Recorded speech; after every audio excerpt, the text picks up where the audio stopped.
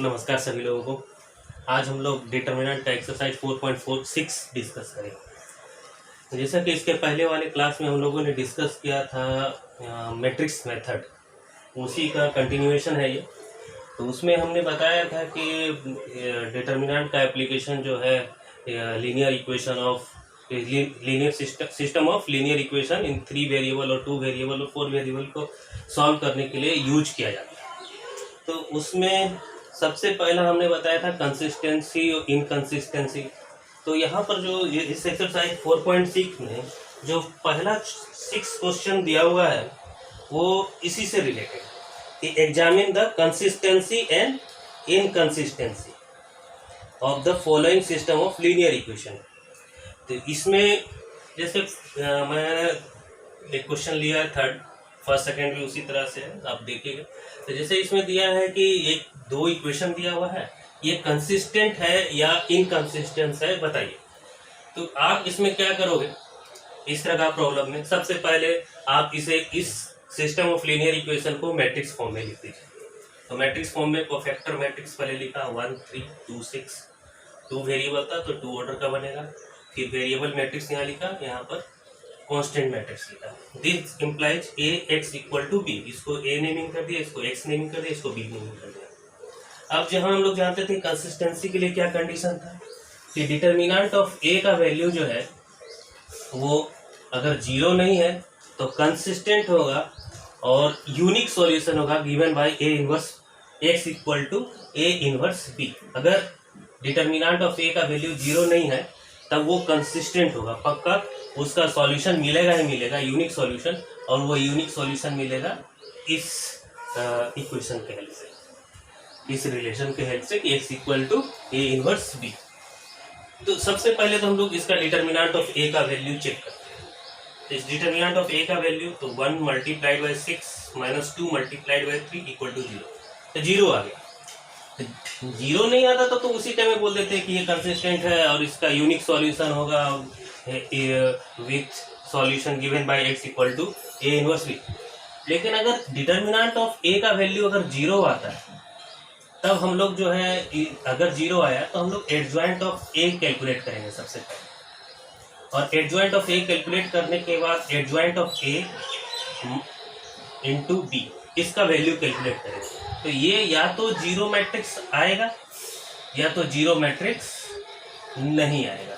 यही दो ऑप्शन हो सकता है कि या तो 0 मैट्रिक्स आएगा या तो 0 मैट्रिक्स नहीं आएगा। अगर 0 मैट्रिक्स आ गया तब ये कंसिस्टेंट होगा विथ इनफाइनाइट सॉल्यूशन, और अगर 0 मैट्रिक्स नहीं आया तब ये इनकंसिस्टेंट होगा with no solution. Inconsistent means no solution. तो हम लोग इसका एडजॉइंट ऑफ ए निकालते हैं क्योंकि डिटर्मिनेंट ऑफ ए का वैल्यू 0 आ गया।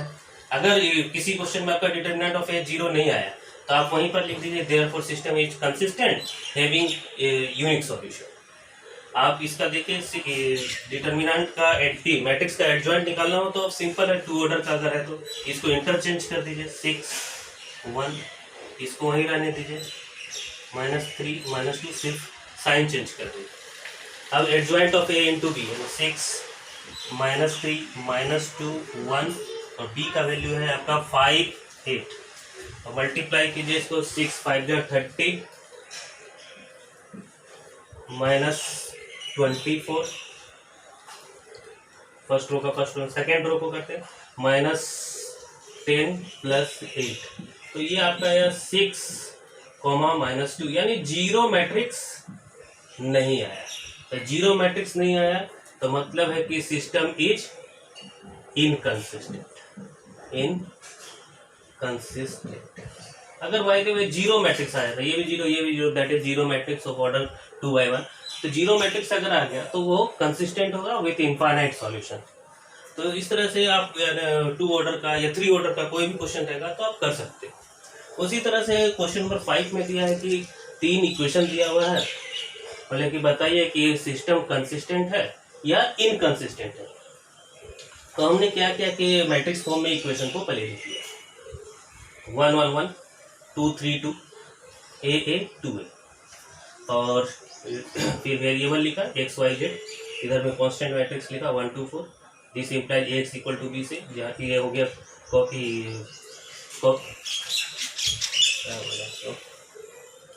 जो है जो कोई कोफिशिएंट मैट्रिक्स, और ये हो गया आपका वेरिएबल मैट्रिक्स और ये कांस्टेंट मैट्रिक्स। तो ये जो है हम लोग डिटर्मिनेंट ऑफ ए का वैल्यू निकालते हैं। तो डिटर्मिनेंट ऑफ ए का वैल्यू आप किसी भी कॉलम या किसी भी रो से ब्रेक कर दिए। मैं फर्स्ट कॉलम से ही कर देता हूँ। 3 2 6 है, -2a -1 फर्स्ट रो से कर रहा हूँ। 2 2 4 है, -2a +1 2a -3 कैलकुलेट कर लेते हैं। अब इसको पूरा हो गया 4a -2a -a = a। अब इस a का वैल्यू क्या, यानी अगर 0 रहता तो फिर आगे और चेक करना पड़ता। तो यहाँ पर जैसे मान लीजिए कि अगर a का वैल्यू 0 होता तो ये थर्ड इक्वेशन आपका क्या हो जाता, 0x + 0y + 0z = 4, यानी 0 = 4। तब तो ये इक्वेशन ही वैलिड नहीं होता। तो a का वैल्यू जो है वो 0 नहीं हो सकता।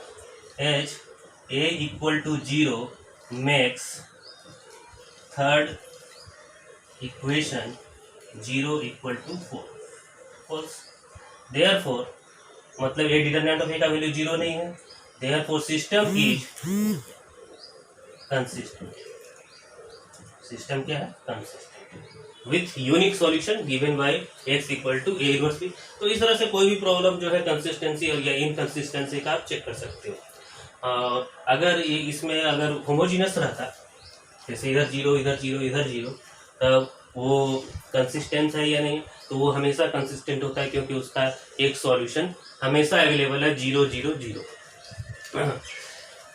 अब हम इसका क्वेश्चन नंबर बाकी जो है 7 से 11 तक 12 13 तक जितना भी है सब हम लोग सॉल्व कर सकते हैं। लेकिन पहले हम लोग क्वेश्चन नंबर 10 हम लोग स्टार्ट कर देखते हैं कि इसको कैसे होता है। उसके पहले वाला क्वेश्चन भी आप बना सकते हो। जैसे क्वेश्चन दिया है 5x + 2y = 3, then 7x 5x + 3x + 2y = 5, 3x + 2y = 5, 3x + 2y = 5। अब देखिए इसको सॉल्व करना है। तो इसको सबसे पहले आप क्या करेंगे, मैट्रिक्स फॉर्म में लिखेंगे। तो मैट्रिक्स फॉर्म में आप जैसे ही लिखोगे तो आप ऐसे लिख सकते हो 5 2 3 2, कोफिशिएंट लिख दिए, फिर वेरिएबल वाला लिखिए x y, इधर में आप लिखोगे constant matrix 3 5। This implies x = b। अब क्या करोगे, आप इसका डिटर्मिनेंट का वैल्यू निकालोगे। तो डिटर्मिनेंट का वैल्यू हो जाएगा 5 2 10 -6 4 आ गया, 0 नहीं। इसका मतलब ए इनवर्स एग्जिस्ट करता है। तो ए इनवर्स एग्जिस्ट करता है तो इसका सॉल्यूशन मिलेगा। जब डिटर्मिनेंट ऑफ ए 0 नहीं है, इसका मतलब है कि इसका सॉल्यूशन मिलेगा। और सॉल्यूशन क्या होगा, x = a इनवर्स b। तो adjoint of a will be, आप आसानी से कैलकुलेट कर सकते हो, 2 5 3 2 से तो 2 -3 वहीं रहने देते हैं, साइन चेंज कर देता हूँ। Therefore a inverse = 1 by determinant of a into adjoint of a = 1/4 2 - 2 - 3 5। अब यहाँ पर आप क्या करो कि भाई equation 1 x = a inverse b by 1, इसमें अगर a इनवर्स से दोनों साइड 3 मल्टीप्लाई कर दे तो ये आपका आ जाएगा x = a इनवर्स b। तो पूरा इसको करके दिखाना नहीं है कि 3 मल्टीप्लाई करके दिखाए, आप डायरेक्टली यूज कीजिए। This implies this is x y, a inverse = 1/4 2 - 2 - 3 then 5, then b is 3 5। 1/4 आप मल्टीप्लाई कर लो, रो को कॉलम से 2 3 6 -10 -9 + 25। This will be equal to -460। 1/4 -416, 4 से अगर डिवाइड कर मल्टीप्लाई कर दे 1/4 से तो आपका ये आ जाएगा -1 4। तो ये एक्स वाई इक्वेट कर देते तो X equal to -1, Y equal to 4। तो ये आपका आंसर। आप चेक भी कर सकते हो कि एक्स का वैल्यू -1 और वाई का वैल्यू 4 जो है वो पुट कर रहे हैं तो सही हो रहा है कि नहीं। तो 5 सब्स्टिट्यूट करके देखिए, -5 + 2 8, -5 + 8 3, और -3 + 2 4 8, -3 + 8 5। तो इस तरह से आप जो है कोई भी क्वेश्चन को सॉल्व कर सकते हैं। 2 वेरिएबल का आपको इसी तरह से बनेगा। अब जनरली जितना भी क्वेश्चन आता है उसमें डिटरमिनेंट ऑफ ए का वैल्यू आपका 0 नहीं रहेगा। एक क्वेश्चन और करता हूं मैं, क्वेश्चन नंबर 11 में दिया हुआ है। क्वेश्चन पहले लिख लेता हूँ। 11 में दिया है 2x + y + z = 1। 2x + y + z = 1। Then x - 2y - z, x - 2y - z = 3/2। Then 3y - 5z = 9। Equation लिखते वक्त बहुत ही केयरफुल रहना पड़ता है, क्योंकि अगर एक भी आपने गलत रिजल्ट लिख दिया तो आपका पूरा क्वेश्चन ही गलत हो जाएगा, पूरा सॉल्यूशन भी निकालेंगे वो गलत ही आएगा। इसलिए जब भी है तो आप वेरिएबल चेक कर लीजिए कि मैंने सही लिखा है या नहीं लिखा है। तो 2x + y + z = 1, x - 2y - z = 3/2, 3y - 5z = 9। आप सबसे पहले इस इक्वेशन को क्या करोगे, मैट्रिक्स फॉर्म में लिखोगे। तो इसको मैट्रिक्स फॉर्म में लिखा, तो मैट्रिक्स फॉर्म में आपका हो जाएगा ये x y z का कोफिशिएंट लिखे 2 1 1 1 -2 -1 0 3 -5 0 3 -5।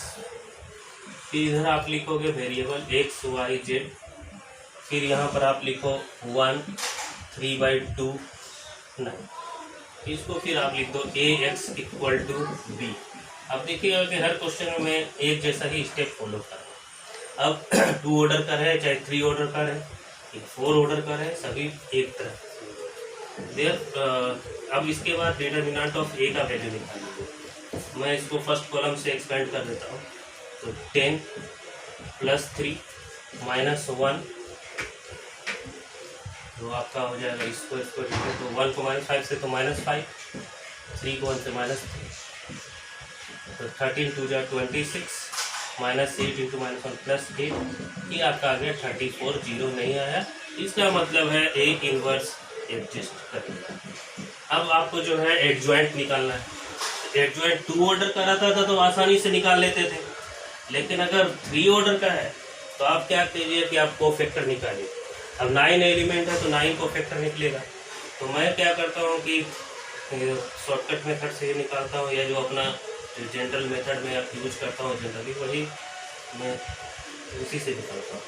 इसमें गलती होने के चांसेस बहुत कम रहते हैं। तो 2 1 0 1 - 2 3 आप फिर से लिख दिए, यानी ये कॉलम 1 कॉलम 2 कॉलम 3 आपने फिर से लिख दिया, कॉलम 1 कॉलम 2।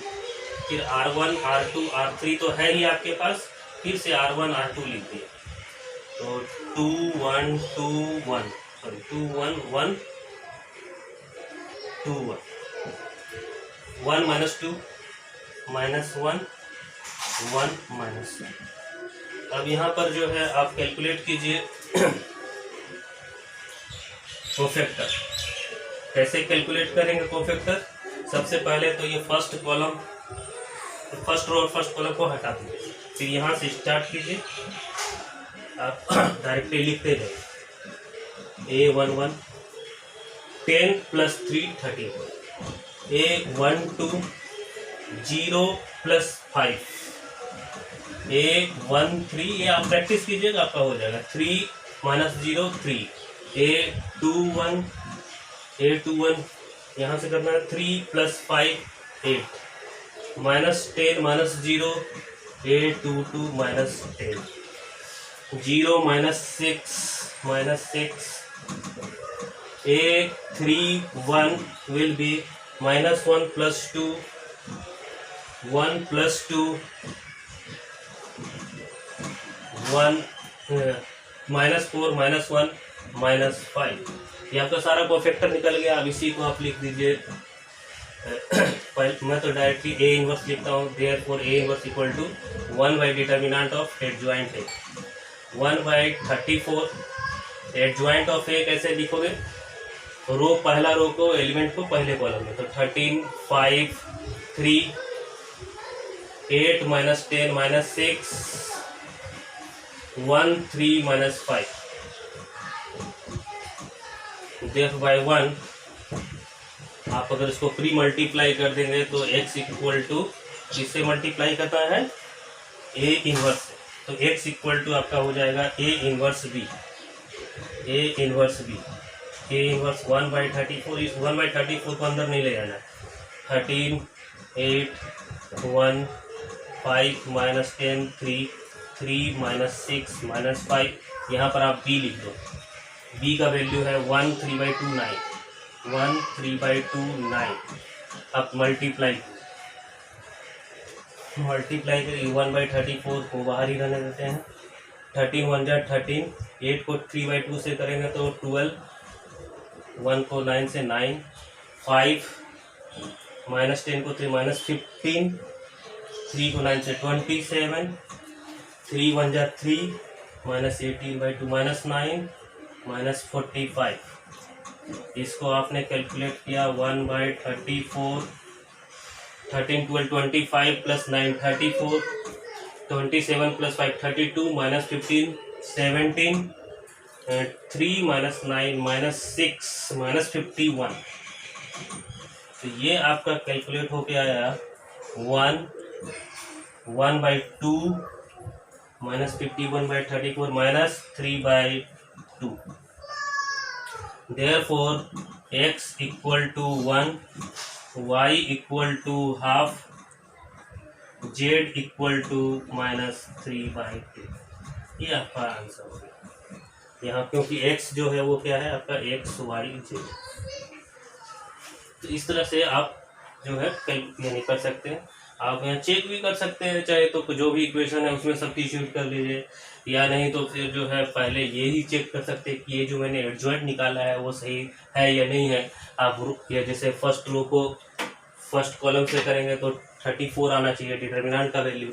फर्स्ट रो को अगर आप सेकेंड कॉलम से करेंगे 0 आना चाहिए। 2 8 जा 16, 1 को आप -10 से करेंगे -10, और 1 को आप -6 से करोगे -6। देखिए इसका वैल्यू 0 आ रहा है, यानी ये सेकेंड कॉलम मेरा बिल्कुल सही है। फर्स्ट रो को अगर आप इस कॉलम से करेंगे 2 13 जा 26, फिर 2 5 जा 10, 1 5 जा 2 13 जा 26 प्लस 5, और फिर 1 को 3 से करेंगे 3, आपका 34 आ रहा है। 34 डिटर्मिनेंट का वैल्यू है, तो सेम आएगा। फिर फर्स्ट रो को अगर आप थर्ड कॉलम से करके देखोगे 0 आएगा, या आप फर्स्ट रो की जगह थर्ड रो चूज कर सकते हैं क्योंकि इसमें 0 है। तो थर्ड रो को आप फर्स्ट कॉलम से करेंगे तो 0 आएगा। थर्ड रो को अगर फर्स्ट सेकेंड कॉलम से करेंगे तब भी 0 आएगा, और थर्ड रो को थर्ड कॉलम से करेंगे तो डिटर्मिनेंट का वैल्यू मिलेगा। आप चेक कर सकते हैं उसको। तो इस तरह से जनरली ये आपका डायरेक्ट क्वेश्चन हो गया ऑन मैट्रिक्स मेथड।